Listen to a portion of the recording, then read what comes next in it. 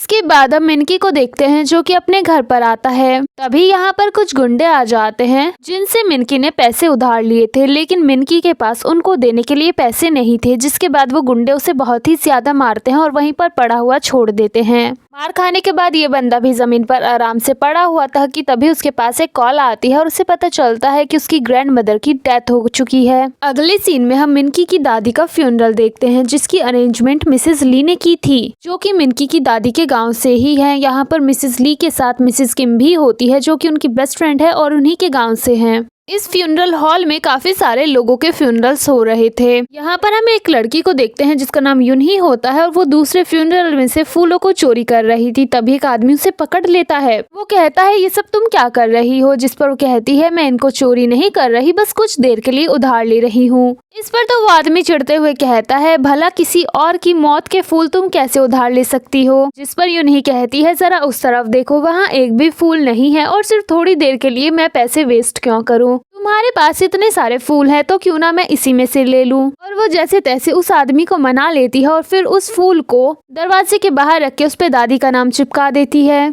तभी उन्हीं के पास एक कॉल आती है और उसे पता चलता है कि उसकी गाय को बेबी होने वाला है। जिसके बाद वो तेजी से वहां से भागती है और तभी मिनकी से टकरा जाती है। उनके टकराने की वजह से मिनकी के सनग्लासेस बीच से टूट जाते हैं, जिस पर तो मिनकी को बहुत ही ज्यादा गुस्सा आता है और वो यूनही के ऊपर चिल्लाना शुरू कर देता है। इस पर यूनही कहती है मुझे पैसे बता दो, मैं तुम्हें पे कर दूंगी। जिस पर मिनकी उसे 2 फिंगर्स दिखाता है। इस पर वो कहती है बस $20, ये तो मैं आराम से दे दूंगी। और वो अपनी पॉकेट से पैसे निकाल ही रही होती है कि मिनकी कहता है $2000। ये सुनकर तो बेचारी पूरी हैरान रह जाती है और वो मिनकी से कहती है तुम 100 मीटर कितनी सेकंड्स में दौड़ सकते हो। जिस पर वो कहता है ये क्यों पूछ रही हो तुम। वो कहती है जल्दी बताओ फिर मैं तुम्हें पैसे दूंगी। इस पर वो कहता है सिर्फ 14 सेकंड्स। जिस पर यूनही वाज लाइक मैं सिर्फ 12 सेकंड्स। और वो अपने पैरों को तैयार करके एक ईविल स्माइल देकर मिनकी को धक्का देकर वहां से जल्दी से भागती है। मिनकी भी उसके पीछे पीछे चिल्लाते हुए भागता है, लेकिन यूनही एक अलग ही स्टाइल में अपनी बाइक पर बैठ जाती है, जिसे देखकर तो मिनकी की आंखें खुली की खुली रह जाती हैं।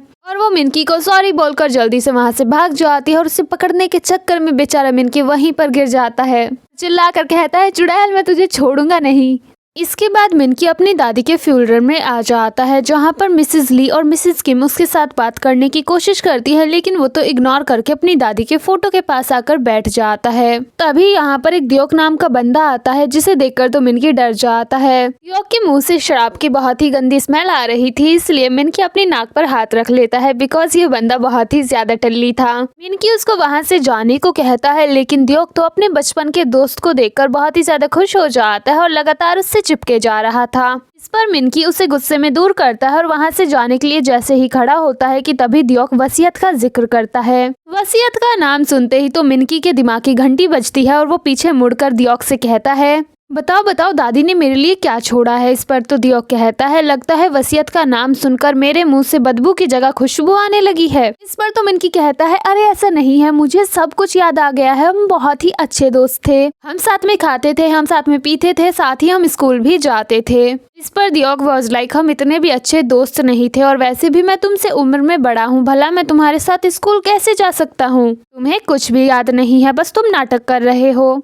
वैसे मुझे मस्का लगाने की जरूरत नहीं है, मैं तो तुम्हें ऐसे भी बता दूंगा। इस पर मिनकी कहता है तो फिर जल्दी बताओ ना मेरी दादी ने मेरे लिए क्या छोड़ा है, क्या वो हीरे जवाहरात है या फिर कोई बड़ा सा महल है या फिर सोने के सिक्के।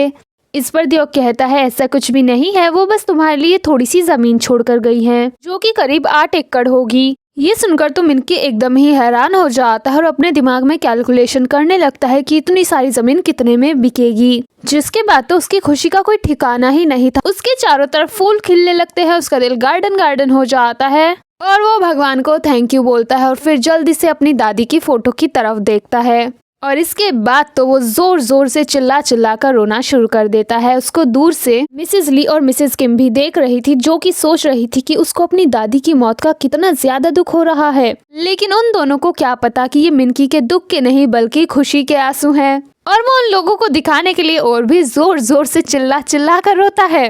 फ्यूनरल के बाद मिनकी जल्दी से दियोक को लेकर अपनी जमीन देखने के लिए पहुंच जाता है। साथ ही उसने अपने गॉगल्स को भी टेप की मदद से जोड़ लिया था। उस जमीन को देखकर तो मिनकी की आंखें फटी की फटी रह जाती हैं, बिकॉज वो बहुत ही बड़ी होती है। दियोक मिनकी को उस जमीन के फायदे बताने लगता है कि जैसे कि उसकी मिट्टी बहुत ही ज्यादा अच्छी है, वहाँ पर अगर कुछ भी उगाया जाएगा तो बहुत अच्छी फसल होगी। अगर यहाँ पर कैबेज उगाएंगे तो इसकी कीमत और भी ज्यादा बढ़ जाएगी। लेकिन मिनकी का तो इन सब पर ध्यान ही नहीं था। वो तो अपने दिमाग में कैलकुलेशन कर रहा था कि वो इसको कितने में बेचकर कितने का फायदा कमा सकता है। और तभी मिनकी दियोक से उस जमीन की कीमत पूछता है, जिस पर तो इस बेचारे को काफी गहरा झटका लगता है और वो पीछे गिर जाता है। दियोक कहता है, अभी अभी तो तुम्हारी दादी की मौत हुई है और तुम इस जमीन को बेचना भी चाहते हो। इस पर तो मिनकी मगरमच्छ के आंसू गिराते हुए कहता है, अगर मैं इस जमीन को अपने पास रखूंगा तो मुझे दादी की बहुत याद आएगी, इसलिए मैं इस जमीन को बेचना चाहता हूँ। जिस पर दियोक कहता है, तो फिर ठीक है, तुम इसे बेच सकते हो और इस जमीन की कीमत ज्यादा से ज्यादा $2000 होगी। ये सुनकर तो मिनकी के पैरों तले जमीन खिसक जाती है। वो कहता है, तुम ये कैसा मजाक कर रहे हो? जिस पर दियोक कहता है, मैं कोई मजाक नहीं कर रहा, इस जमीन की कीमत ज्यादा से ज्यादा $2000 है। जिसके बाद तो मिनकी जोर जोर से चिल्लाकर रोना शुरू कर देता है और इस बार वो असल में रो रहा था। मिनकी को इस तरह से रोते देख दियोक को उसके ऊपर तरस आता है और वो उसके पास आकर कहता है, चुप हो जाओ, मैं तुम्हारी पूरी मदद करूंगा इस जमीन को बेचने में, प्लीज अपनी दादी को याद करके रोना बंद करो।